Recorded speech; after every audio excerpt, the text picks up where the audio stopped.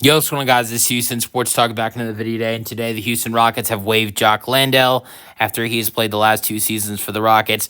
Not a surprise. After the Rockets signed Clint Capella day one of free agency first in the first hour and a half, you knew Jock Landale was either going to be waived or traded. When you knew that the Rockets had Alperen Şengün alongside Steven Adams and Clint Capella. And so Landale's played the last two seasons, 42 games, 3 starts last year, the 2024-25 season, averaging almost 5 points per game, 3.3 rebounds per game, being the backup to the backup this year. And at times, Jock Landale was Alperen Şengün's backup in games where Steven Adams missed.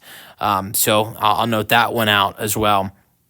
He did have more of a role in the 2023-24 season, playing in 56 games with 3 starts, 14 minutes per game, because there was no Steven Adams. Steven Adams came onto the roster at the trade deadline, but he wasn't healthy. And then not only was he not healthy, but then I think the where we really saw Jock Landale, just flourish was when the Rockets lost Alperen Şengün at the end of the 2023-24 season.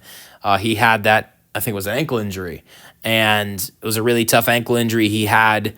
The Rockets were playing in San Antonio, I think. No. They were playing Sacramento. And I think they played one of the first games after that injury was against San Antonio, I believe. And then even though they were without Alperen Şengün, they go on this big winning streak, and Jock Landale played a big role with that team at the end of the season. He played really well at the end of the season for the Rockets. He was playing some really good basketball, and he didn't start off nice to his season, but he really ended his season on a really nice note. I think the Rockets should have tried to move him at the end of the 2023-24 season because he might have had more value. Like, I don't think he's worth anything right now. I don't think you would have been able to trade him. I think to potentially try to trade him, you probably would have had to trade a second-round pick to a team with him just to get rid of him. So waiving him just makes more sense.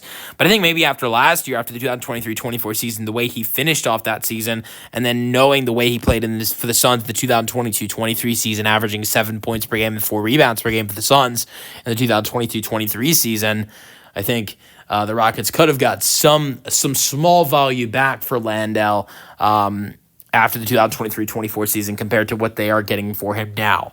I think the craziest thing is the Rockets signed Jock Landale to more money when they gave him his contract compared to what they signed Clint Capella to.